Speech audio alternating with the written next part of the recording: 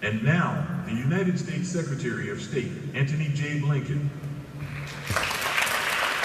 Thank you. Morning. Thank you very much. Well, hello, everyone. And as always, it is wonderful to be at the U.S. Institute for Peace.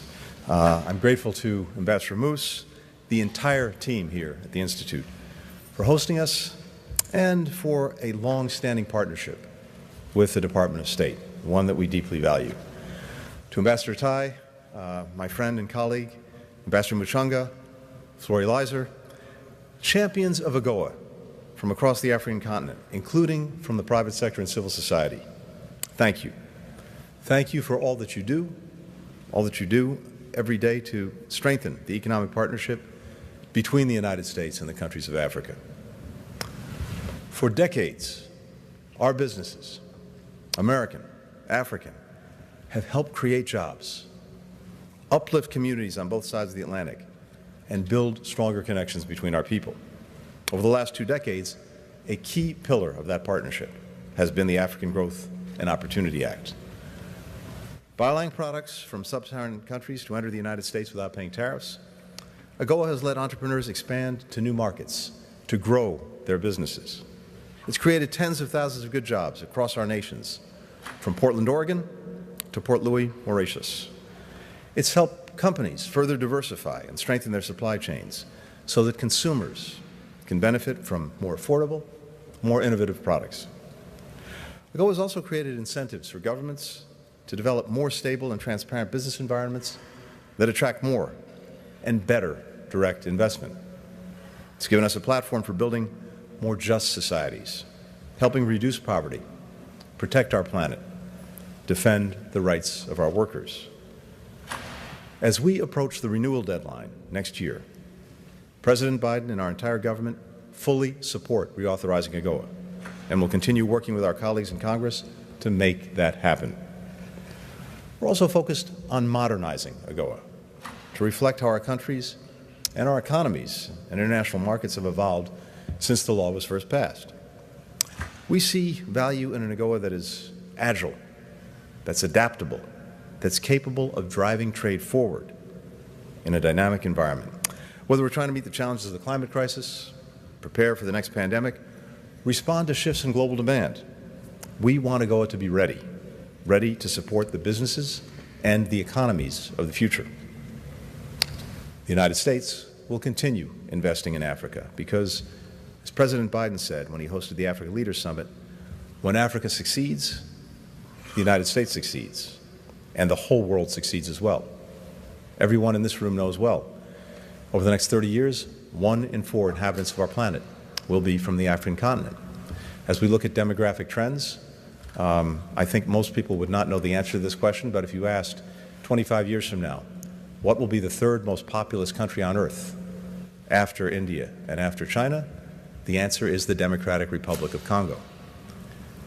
Many of us share a common vision for what needs to be a successful partnership between the United States and Africa, including an economic future that's more competitive, that's more resilient, and that's more stable for all of our people. One where our interdependence is not a sign of weakness to be exploited, but an asset that we can effectively leverage. So, we've been working alongside governments from across sub-Saharan Africa to invest in our joint strengths and to help shape a shared economic future. One way we're doing that is not just by working to create more opportunities for trade with the United States. We want to create better opportunities that benefit businesses in all our countries, that support our workers, and that protect our environment. In all of this, the private sector is the essential partner. We can't deliver for our people on issues that matter most without your talent, without your innovation, without your investment. That's why at the Africa Leaders Summit, we committed to growing our collaboration with the private sector through, but also beyond AGOA. Since then, we've been working very closely together and with our colleagues across the United States government to help close hundreds of new private sector deals between African and American businesses. Altogether, they're worth more than $16 billion.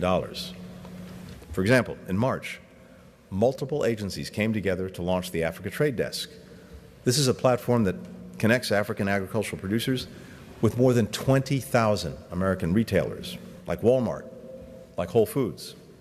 Already, we've helped conclude a $56 billion agreement to bring South African grapes to the United States while meeting requirements that promote good conditions for workers. All of that said, we know that deals like these are only one part of the equation.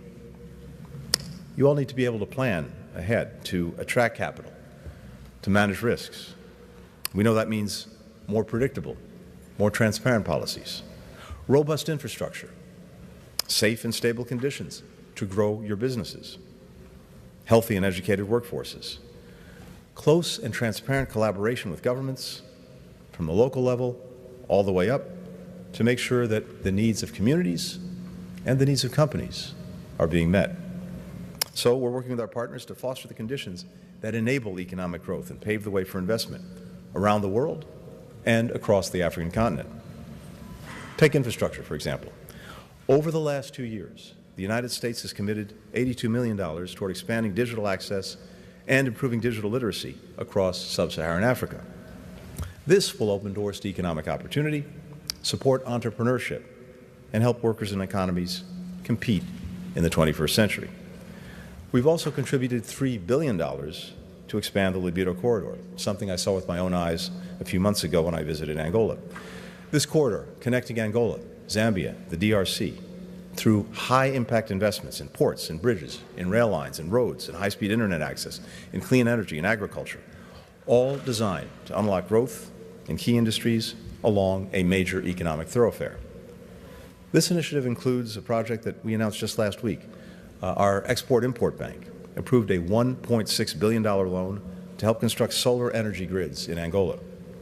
Once they're complete, they'll generate power for water supply systems, increasing access to electricity and clean drinking water for businesses and communities across 4 provinces. Of course, trade programs like AGOA are also crucial for creating good environments for business, for breaking down barriers to economic cooperation, for bringing the benefits of trade home to all of our people. And folks here today, and those listening in, know this better than anyone. So, in the months ahead, I'd like to ask one thing. Let us and our partners in sub-Saharan Africa, let us know how we can do more to collaborate, how we can make AGOA even more effective. Together, we'll keep working toward the idea that inspired AGOA so many years ago, ideas that are still at the heart of our vision for the future, to build more equitable, more prosperous, more stable societies with more opportunity for everyone. That's our goal. That's our objective. AGOA is a critical tool for helping us achieve it, and I'm grateful for the support and the work that all of you are doing in that direction. So thank you for being here today. Thank you for being part of this effort. It's a great pleasure now for me to cede the microphone to Ambassador Muchanga of the African Union. Thank you very much.